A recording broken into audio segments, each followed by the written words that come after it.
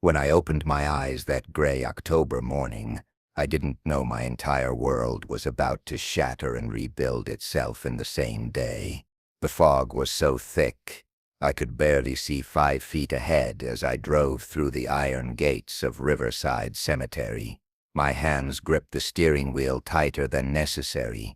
3 years, 3 years of Friday visits, and still my chest tightened every single time I turned onto that gravel path. I parked near the old oak tree, the one Emma always said looked like it was holding up the sky, grabbed the bouquet of white roses from the passenger seat. Her favorites. The florist on Main Street didn't even ask anymore, just had them ready every Friday at 8 a.m. sharp. The headstone was simple. Emma Catherine Foster, beloved wife, 1985-2021. I'd wanted to add more, but what words could possibly capture what she was, what she meant? But as I approached, something was wrong. 2 small figures knelt at her grave, huddled together like wounded birds. Children, girls maybe 7 or 8 years old, wearing thin jackets that did nothing against the morning cold. Their hands were clasped together and they were crying soft, broken sobs that cut through the fog like knives. I froze mid-step. One of them, the one with darker hair, leaned forward and pressed her small palm against the cold marble. Her voice was barely a whisper, but I heard every word. "Mama Emma, we miss you so much." The world tilted. Mama Emma, my Emma, the woman who'd never been able to have children. We'd tried for years, fertility treatments, specialists, hope after hope crushed into dust. She'd died believing she'd never be a mother. But these children, they were calling her Mama. I must have made a sound, because both girls' heads snapped toward me, their eyes wide and terrified, locked onto mine for just a heartbeat. Then the taller one grabbed her sister's hand and yanked. "Lily, run!" They bolted. "Wait!" I called out, stumbling forward. "Please wait." But they were already ghosts in the fog, disappearing between the headstones like they'd never been there at all. I stood there, breathing hard, roses dangling forgotten from my hand. On the ground where they'd knelt, a small bunch of wildflowers lay wilting against Emma's grave. Dandelions, clover, a few daisies, the kind of bouquet a child would pick. I knelt down slowly, picked up one of the dandelions. It was still damp with morning dew, or maybe tears. "Emma," I whispered, "what did you do?" The fog pressed in closer, and I'd never felt more alone.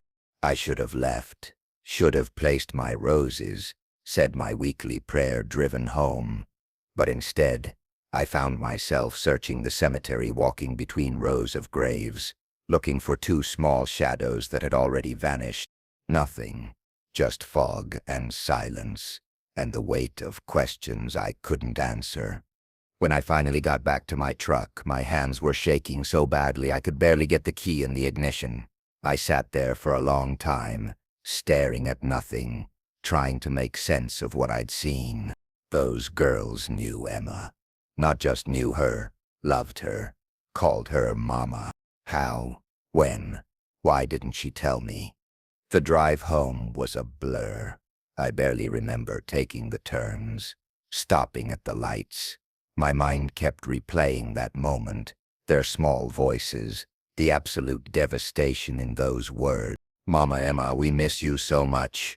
Our house, the big craftsman on Elm Street that Emma had fallen in love with the moment she saw it, felt like a mausoleum. 3 years and I still couldn't bring myself to change anything.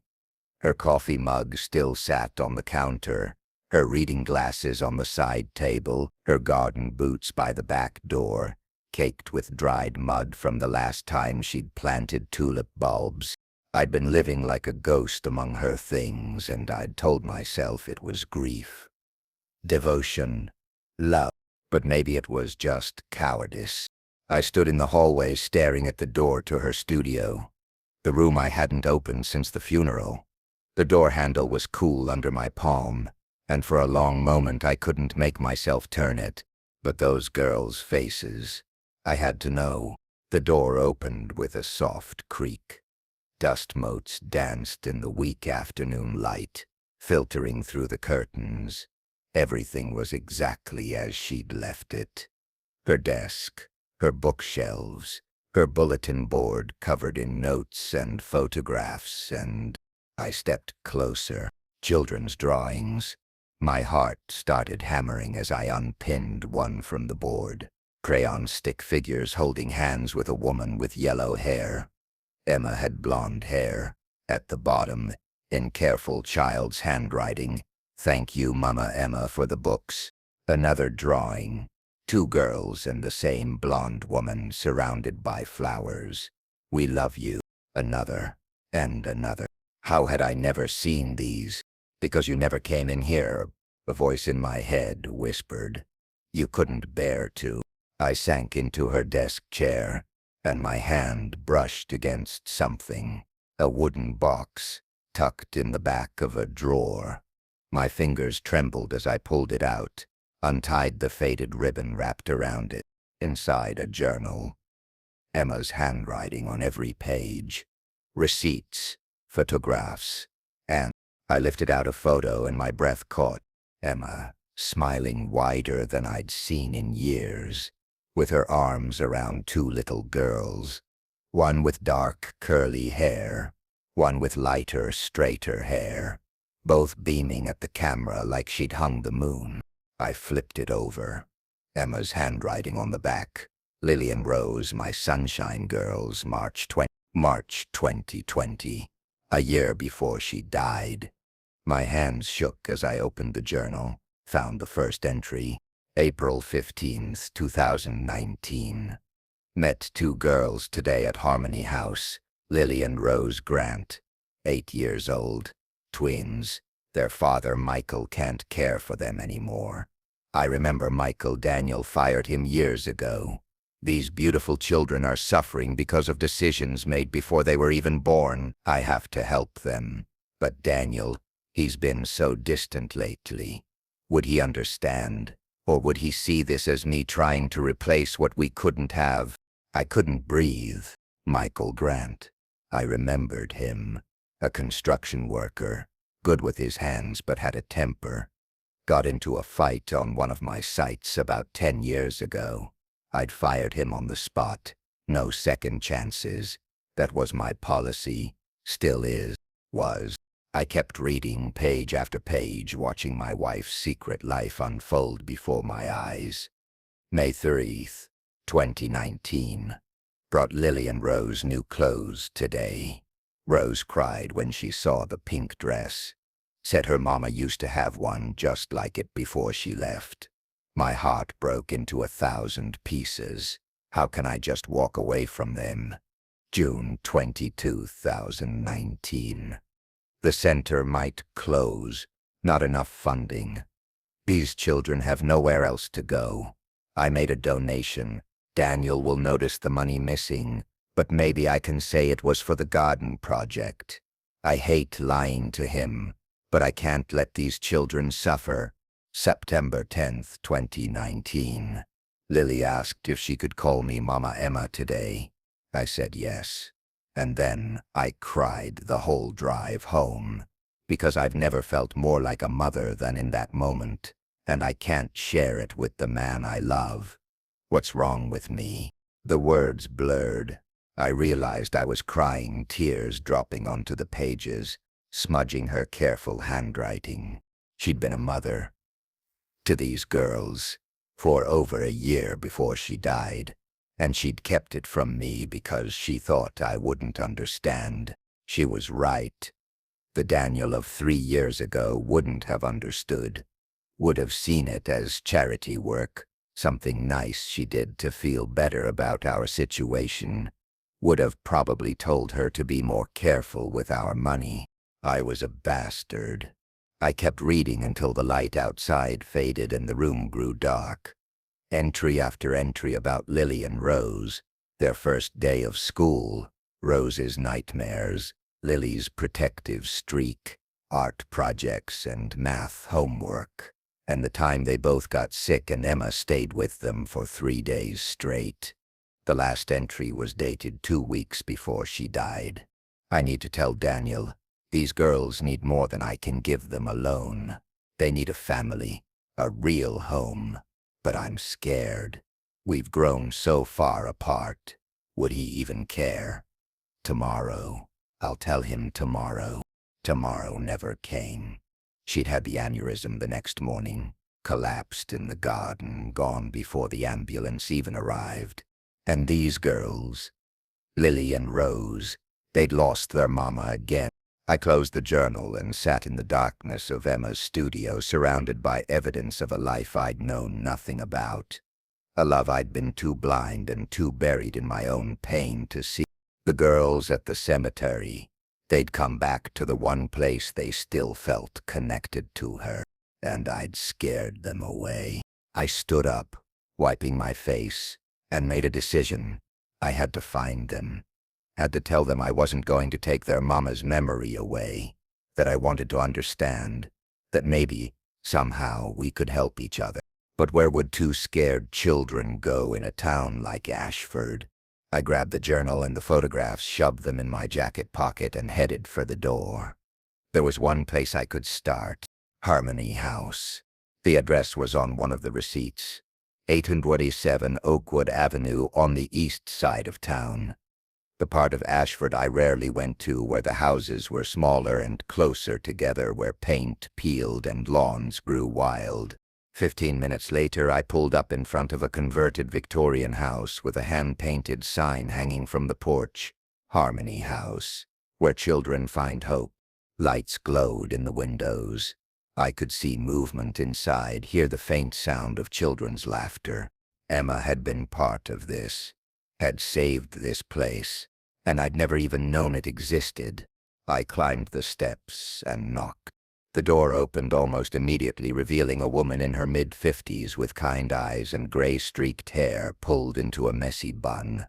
She wore an apron dusted with flour, and the smell of fresh bread wafted out into the cold evening air. "Can I help you?" she asked, smile polite but cautious. "My name is Daniel Foster," I said. I was Emma Foster's husband." Her expression changed instantly. The caution melted into something like recognition, mixed with sadness. "Emma's husband. Oh my goodness. Please come in. I'm Patricia Hayes. I run this place." She ushered me into a warm, cluttered hallway. Children's artwork covered every wall. Coats hung on hooks, backpacks piled in corners. Somewhere deeper in the house, kids were singing. Patricia led me to a small office off the main hall and closed the door. "Sit, please. Would you like coffee? Tea?" "No, thank you." I perched on the edge of a worn armchair. "I need to ask you about 2 girls, Lily and Rose Grant." Patricia's face went pale. "You know about them. I saw them this morning, at Emma's grave. They ran before I could talk to them." I pulled out the photograph, handed it to her. "I found this in Emma's things, along with her journal. She wrote about them, about this place, and my voice cracked. I didn't know any of it." Patricia sat down heavily in her desk chair, still holding the photo. "Emma saved this center," she said softly. "We were going to close. No funding, no support. And then one day this woman walks in with a check that covered 6 months of operating costs. Said she wanted to volunteer, wanted to help however she could.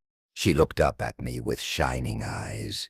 She was here 3 days a week, tutored the kids, played with them, listened to them, especially Lily and Rose. Those girls, they latched onto her like she was a lifeline, and she loved them like they were her own." "What happened to them?" I asked. "After Emma died." Patricia's expression darkened. "Their father, Michael, he's not well, hasn't been for years. After Emma passed, we tried to keep them here, but legally we couldn't. They got placed with a foster family across town. Good people, but she shook her head. The girls ran away 3 times. The last time was a week ago. We've been looking for them ever since. Panic shot through me. A week? Where are they staying? Do they have food? Shelter? We don't know. They've been hiding. A few people have reported seeing them around the old industrial district near the river, but every time someone gets close, they disappear. I stood up, already heading for the door. I have to find them. Mr. Foster, wait. Patricia stood too, came around the desk. Those girls, they're scared. They've lost so much. Their mother abandoned them, their father fell apart. And then Emma. Her voice caught. Emma was the only person who made them feel safe. And now she's gone too. I know. I gripped the door handle. But Emma loved them. And I owe it to her, to them, to at least try. Patricia studied me for a long moment, then nodded. There's something else you should know about their father, Michael Grant. I know. I fired him 10 years ago. Her eyebrows rose. Emma told you? No. I read her journal. She thought I wouldn't understand why she was helping them. I laughed bitterly. She was probably right. I was too wrapped up in my own business, my own grief about not having children, to see that she'd found a way to be a mother anyway. Michael loved those girls, Patricia said quietly. But when you fired him, he couldn't find steady work. Started drinking. His wife left. By the time Emma found them, he was barely holding things together. She tried to help him too, you know. Got him into a program, helped him find work. But after she died, she shook her head. He fell apart again. Guilt, sharp and cold, sliced through me. I destroyed that family. You made a business decision, Patricia said. You didn't know what it would lead to. None of us can predict the ripple effects of our choices, but that didn't make it hurt any less. I left Harmony House with a heavy heart and a desperate need to make things right. Patricia had given me a list of places the girls might be hiding. Abandoned buildings near the river, old warehouses, a condemned apartment complex on the edge of town. I drove through the darkness, searching, stopped at every shadow, every hint of movement, called out their names until my voice went hoarse. Nothing. The industrial district was a graveyard of rust and broken glass. Old factories, their windows shattered, loomed against the night sky. I parked and walked, my flashlight cutting through the darkness, illuminating graffiti-covered walls and piles of trash. Lily, Rose, please, I just want to talk. My voice echoed off the empty buildings. I was about to give up, head home and try again tomorrow when my light caught something. A piece of paper taped to a warehouse door. I moved closer. A child's drawing. 2 girls holding hands beneath a sun, and written in careful letters at the bottom, Mama Emma, we're still here. My heart clenched. I tried the door. Locked. But there was a window nearby. Broken. Just big enough for a small body to slip through. Lily? Rose? Are you in there? Silence. I boosted myself through the window, dropping down into a cavernous space filled with old machinery and shadows. My flashlight beam swept across rusted metal, broken crates, and a corner. A makeshift nest of blankets and cardboard. Empty cans of soup. The stuffed rabbit, with one ear missing. They'd been here recently. Please, I called into the darkness. I'm not here to hurt you. I'm Emma's husband, Daniel. She wrote about you. I found her journal. I know how much she loved you. A soft sound. A whimper. Maybe. Coming from behind a stack of old pallets.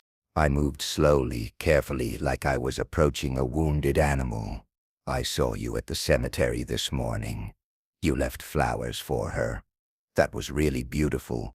Another sound. Definitely crying. I miss her too, I said, my own voice breaking. every single day. And I'm so sorry I scared you. I didn't know about you, about how important you were to her. But I know now, and I'd like to help if you'll let me. Movement in the shadows. A small face appeared, pale and frightened in the beam of my flashlight. Rose, the younger one with lighter hair falling into her eyes. "You're really Mama Emma's husband," she whispered. "Yes." I lowered myself to one knee, making myself less threatening. "My name is Daniel. Emma and I were married for 12 years. She talked about you sometimes," Rose said, stepping forward slightly. "Said you built beautiful things, buildings that touched the sky." My throat tightened. She said that. Another figure emerged from the shadows. Lily, the darker-haired one, protective and fierce despite her size. She positioned herself slightly in front of her sister. "If you're really her husband, prove it." I thought for a moment, then reached into my pocket, pulled out the photograph I'd found in Emma's studio. The one of her with both girls, all of them smiling. Lily took it with trembling hands, held it close, her face crumpled. "That was the day she brought us to the botanical gardens," she whispered. "We'd never seen so many flowers. Rose wanted to take them all home." "I still do," Rose said, and for a moment she almost smiled. I pulled out Emma's scarf, the blue one she wore all the time. "She left this at home. I thought, maybe you'd like to have it." Rose reached out, fingers barely brushing the fabric, then pulled back like it might burn her. "It's okay," I said softly. "Emma would want you to have it." Rose took the scarf, pressed it to her face, and broke down sobbing. Lily wrapped her arms around her sister, and both of them stood there, crying in the darkness of this cold, abandoned place. And I realized something that should have been obvious from the start. These weren't just two children Emma had helped. These were her daughters. Maybe not by blood, but by every measure that actually mattered, which meant they were my daughters too, if I was brave enough to claim them. "Listen," I said gently. "It's not safe here. You're cold and hungry, and it's going to rain tonight. Let me take you somewhere warm, just for tonight, and tomorrow we can figure out what comes next, together." Lily's eyes narrowed. "You're going to send us back to the foster home?" "No." The word came out firm. "Sure. I'm going to take you to my home. Emma's home. Where she lived. Where," I swallowed hard, "where her garden still grows. She planted white roses every spring, said they reminded her of new beginnings." Rose's head lifted. "Mama Emma loved white roses." "I know. I bring them to her grave every Friday." "We bring wild flowers," Rose whispered, "because we can't afford real ones." Something in my chest broke clean open. "Come home with me," I said. "Please. Let me show you Emma's house, her things. Let me tell you stories about her, and you can tell me yours. And maybe we can help each other miss her a little less." The sisters looked at each other, some silent communication passing between them. Finally, Lily nodded. "Just for tonight," she said firmly. "And if it's bad, we leave. Deal." They gathered their few possessions, the stuffed rabbit, a backpack with a broken zipper, Rose's scarf now wrapped around her neck. I led them out through the window, boosted them up and out into the cold night air. My truck felt warmer with them in it. I turned the heat up full blast, and Rose pressed her hands against the vents, sighing with relief. Lily sat rigid in the passenger seat, watching everything, ready to bolt at the first sign of danger. The drive to Elm Street took 10 minutes. 10 minutes of silence, broken only by the heater's hum and Rose's occasional sniffles. When I pulled into the driveway, Lily stared up at the house, eyes wide. "This is where Mama Emma lived." "Yes, for 12 years. It's beautiful," Rose breathed. It was. Emma had made sure of that. The wraparound porch with its hanging baskets, the flower beds that bloomed in riots of color every spring, the stained glass window in the front door that caught the light and threw rainbows across the hall. I unlocked the door, flipped on the lights. The girls stepped inside slowly, like they were entering a church. Rose's eyes landed on a framed photograph on the hall table. Emma, laughing, her hair blown by wind, standing in a field of sunflowers. "That's my favorite picture of her," I said. "We went to a sunflower farm on our anniversary," she said. Being surrounded by things that always turned toward the light made her happy. Rose touched the frame gently. She was really pretty. She was, inside and out. I showed them around. The living room with its overstuffed couch and fireplace. The kitchen where Emma had spent hours baking bread that she'd give to neighbors. The library, Emma's favorite room, lined floor to ceiling with books. Lily ran her fingers along the spines. She had so many books. She loved to read. Mysteries mostly. And poetry. She read to us, Rose said quietly, at Harmony House. Every Tuesday. She did all the voices different. I smiled despite the ache in my chest. Yeah, she was good at that. Upstairs, I opened the door to the guest room. "You can sleep here tonight. I'll get some clean sheets and—" "Can we see her room?" Lily interrupted. "Mama Emma's room." I hesitated. I'd barely been able to enter it myself. But these girls had loved her too. Had just as much right to remember her. Okay, but I haven't changed anything. It's exactly how she left it. I led them down the hall, opened the door to what used to be our bedroom. After Emma died, I'd moved to the guest room. Couldn't bear to sleep in that big bed alone. The girls stepped inside reverently. Rose went straight to the dresser, picked up Emma's perfume bottle and inhaled. Her eyes closed. That's her. That's her. That's how she smelled.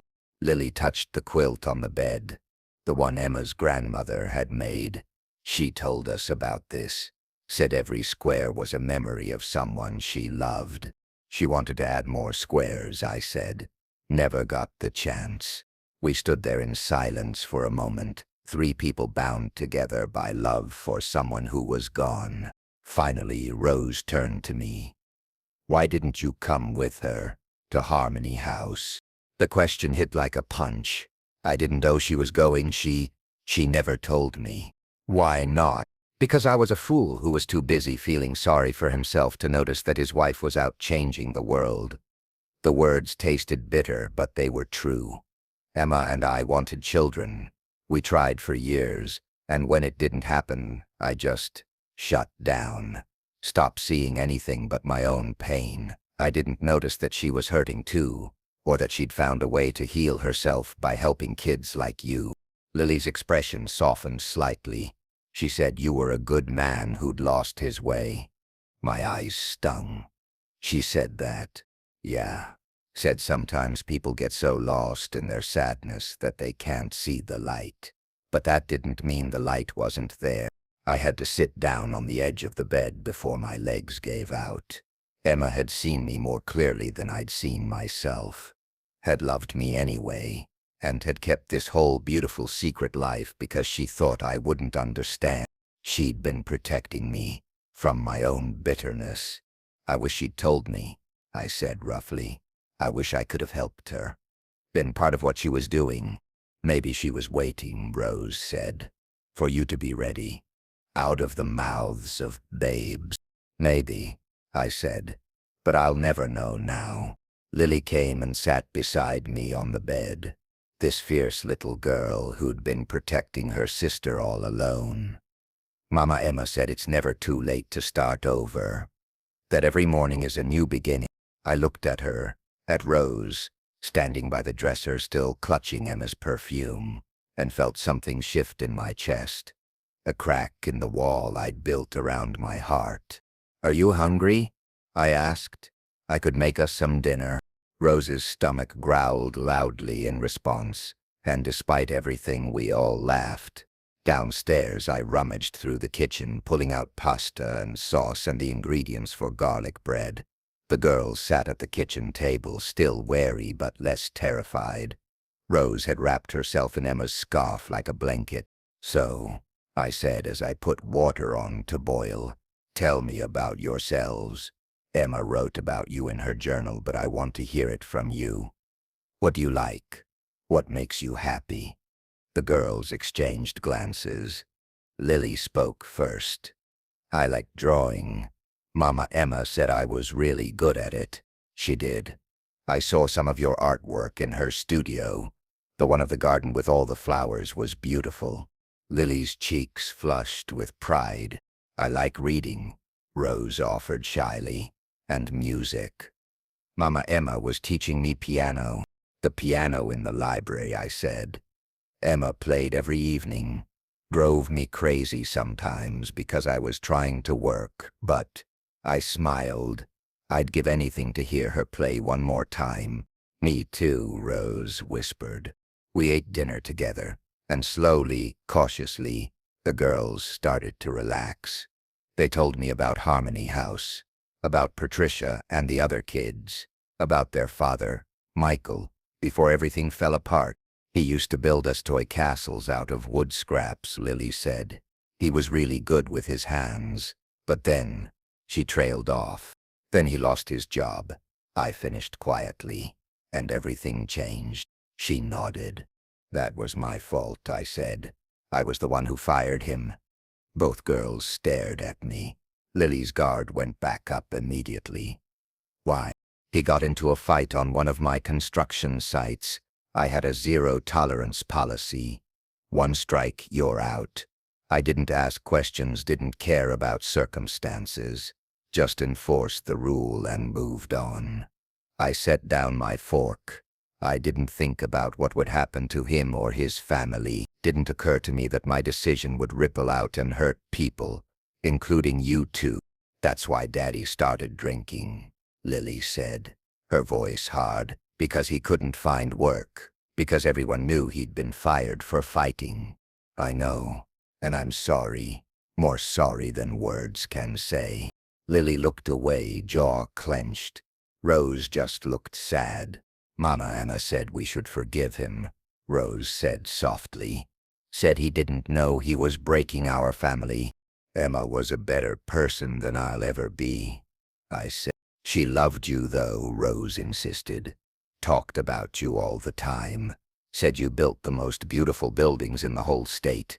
That you had a good heart, even when you couldn't see it yourself." I had to look away, blinking hard.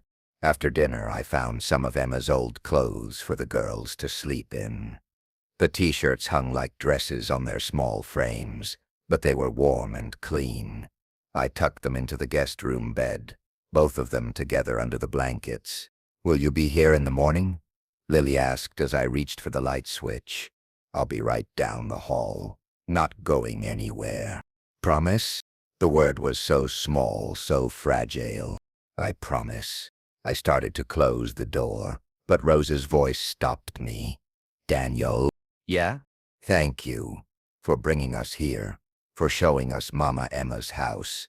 Thank you for letting me," I said. "Sleep well, girls." I left the door cracked, light from the hallway spilling in, just in case they needed it. Then I went to my own room, sat on the edge of the bed and pulled out Emma's journal.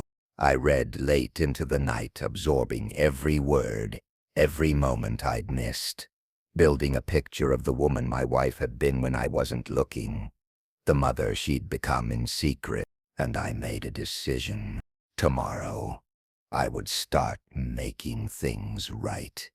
With these girls, with their father, with Emma's memory.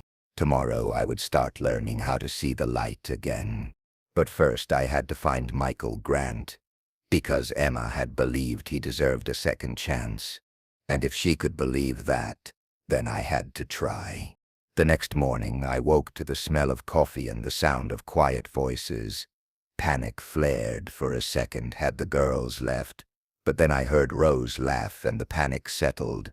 I found them in the kitchen with Patricia Hayes. She looked up as I entered, smiled apologetically. "I hope you don't mind. I came to check on the girls, make sure they were okay." They let me in. Of course, I poured myself coffee. Noticed Patricia had brought muffins. "Thank you." Lily and Rose were already dressed in their old clothes, clean but worn. They looked rested, though, less hunted. "Patricia was just telling us that Harmony House is having a fundraiser next month," Lily said. "Can we help?" "If Daniel says it's okay," Patricia said carefully. The girls turned to me, hopeful. "Sure," I said. "But first, we need to talk about what happens next. Long term, I mean." The hope in their eyes dimmed slightly. Lily's walls went back up. "Here's the thing," I said, sitting down at the table. "Legally, you two are still in the system. You have a foster family. We're not going back there," Lily said fiercely. "I know, and I'm not asking you to, but we have to do this right. If you're willing, I'd like to become your legal guardian." Silence. Patricia's eyebrows rose. Rose's mouth fell open. Lily just stared at me. "What?" Lily whispered. "Emma loved you, and I think, if she were here, she'd want me to take care of you. So that's what I'm going to do, if you'll let me." "But you don't even know us," Rose said. "Then we'll get to know each other. We have time." "What about our dad?" Lily asked. "What happens to him?" And there it was. The question I'd been dreading. "I need to talk to him," I said. "Patricia, do you know where I can find Michael?" She nodded slowly. "He's working at the old Morrison Metalworks plant on the south side. But Daniel, he's not in good shape. Hasn't been since Emma passed." "I know, but I need to see him. These are his daughters. He deserves to know where they are. And I swallowed. "I need to apologize." After Patricia left, promising to look into the legal process for guardianship, I told the girls I had to go out for a few hours. Lily's fear spiked immediately. "You're coming back, right?" "I promise. I'm going to talk to your father. And then I'm coming right back here." "Can we come with you?" Rose asked. "Not this time. This is a conversation I need to have with him alone first. But maybe after, if it goes okay, we can all talk together." They didn't like it, but they agreed. I left them with my phone number, told them to call if they needed anything, and headed out. Morrison Metalworks was a grimy industrial plant that smelled like oil and hot metal. I asked for Michael Grant at the front desk, and the woman there gave me a pitying look. "He's in the back, Bay 7. I found him welding, sparks flying, his face hidden behind a protective mask. He was tall, broad-shouldered, but there was something defeated in the way he moved. When he finished the seam and lifted the mask, I saw a man hollowed out by loss and regret. His eyes widened when he saw me, then narrowed. "Voronov," he said. My name like a curse. I'd gone back to my maiden name after Emma died. Foster had been her family name, and I'd taken it when we married. But I'd dropped it after she was gone. Too painful. "It's Foster now," I said. "Daniel Foster. What do you want?" His voice was rough, hostile. "Come to make sure I'm suffering enough?" "No." I moved closer, carefully. "I came to talk to you about your daughters." His entire body went rigid. "What about them?" "They're safe. They're with me." For a moment he just stared. Then his face crumpled. He sat down hard on a nearby crate, put his head in his hands. "Thank God. I've been looking everywhere. Thought maybe He couldn't finish. "They've been hiding in the industrial district, the old warehouses. But I found them last night, brought them to my house." Michael looked up, eyes red. "Your house? where Emma lived. Yes, she was a saint, he said roughly. Only person who didn't give up on me, on my girls. When everyone else turned their backs, she was there. And then she died. And I. He shook his head. I couldn't hold it together. The girls went to foster care. I tried to get them back, but I'm a drunk, a failure, and the state said I wasn't fit. Michael, they were right. I'm not fit.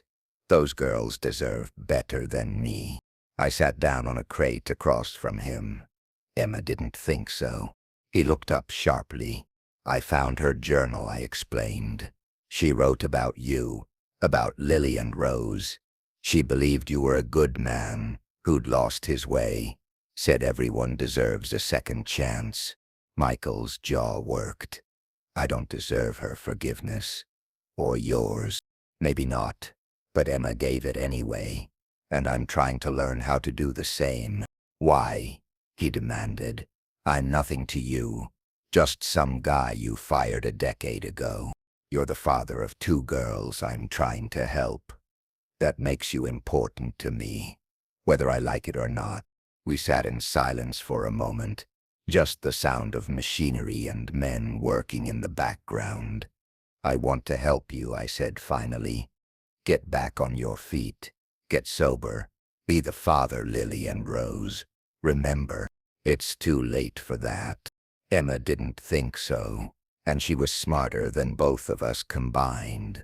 A ghost of a smile crossed his face. Yeah, she was. So let me help.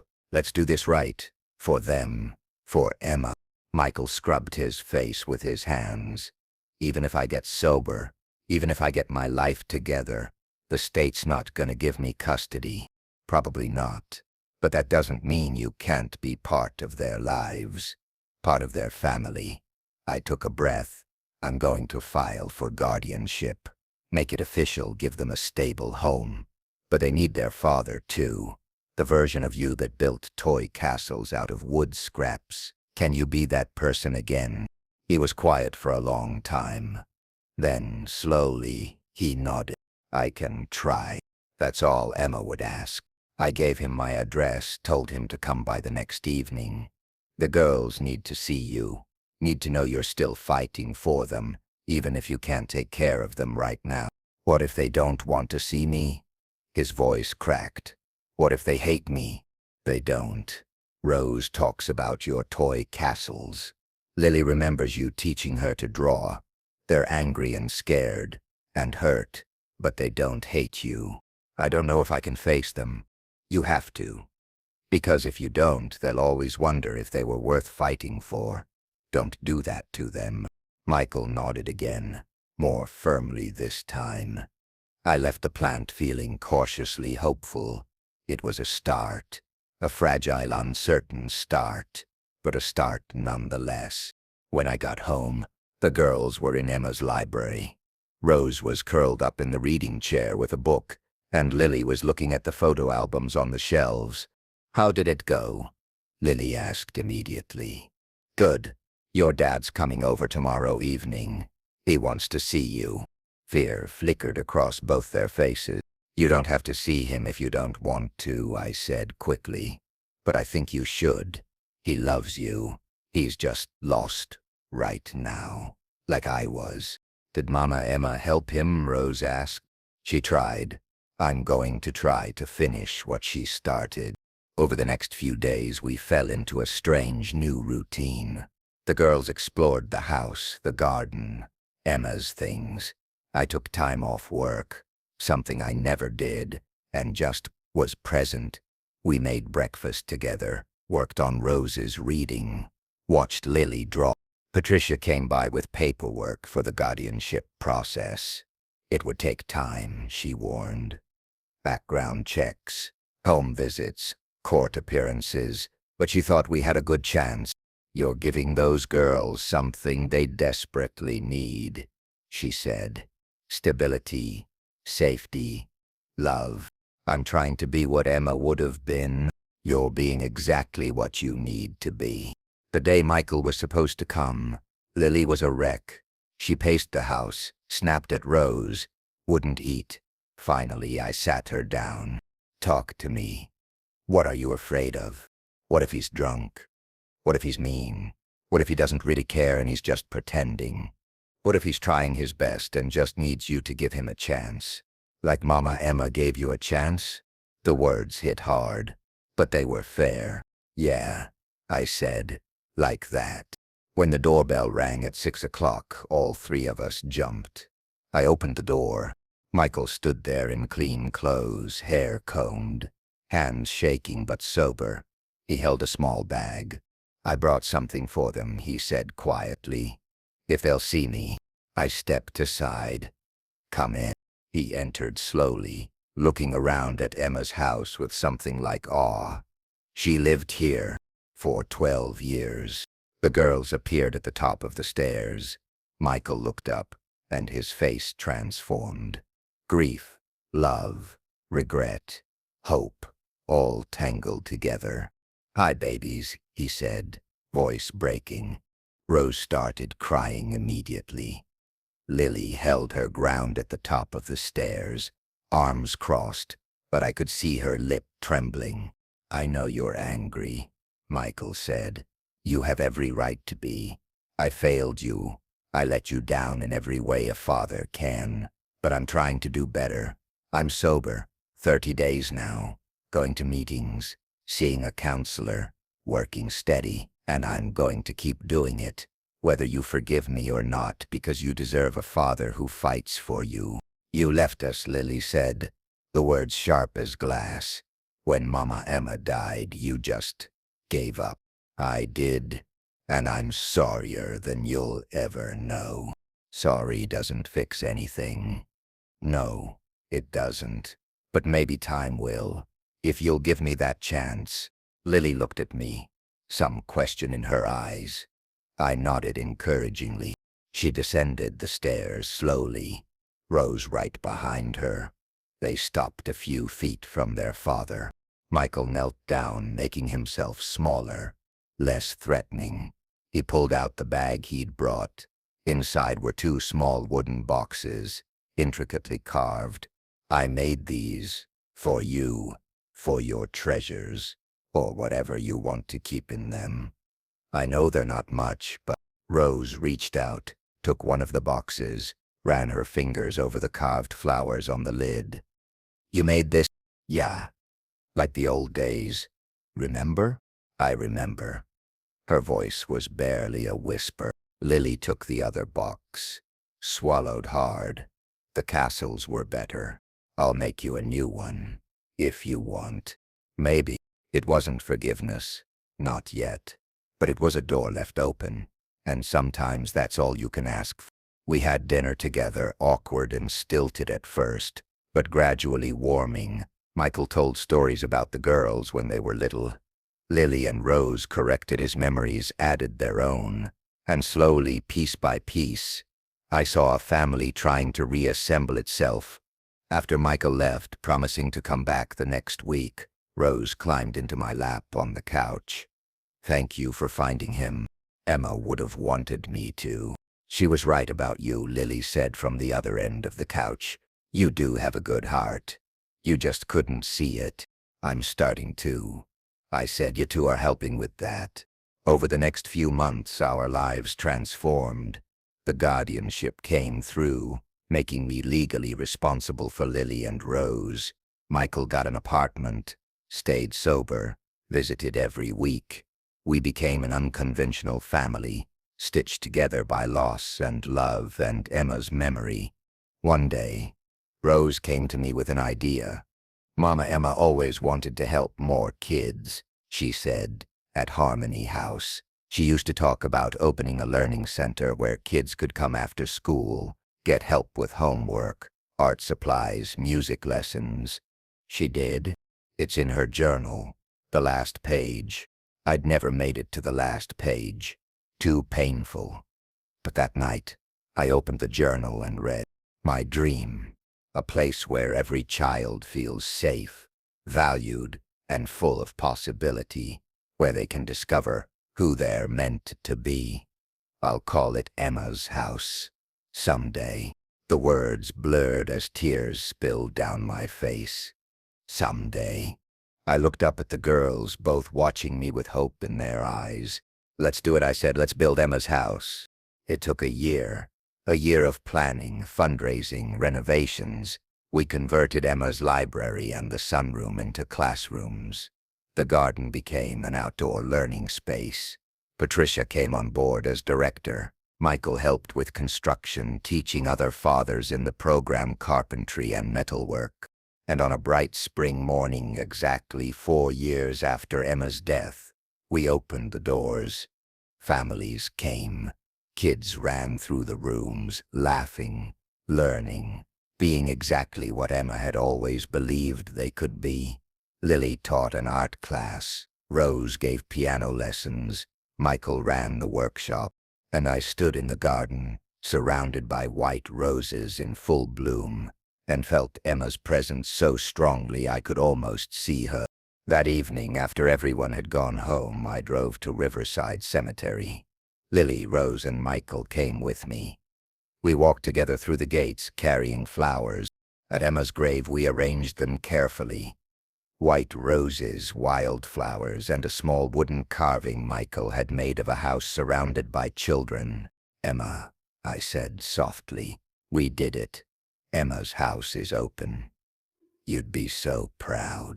We're teaching other kids, Lily added, just like you taught us. And Daddy's been sober for a whole year.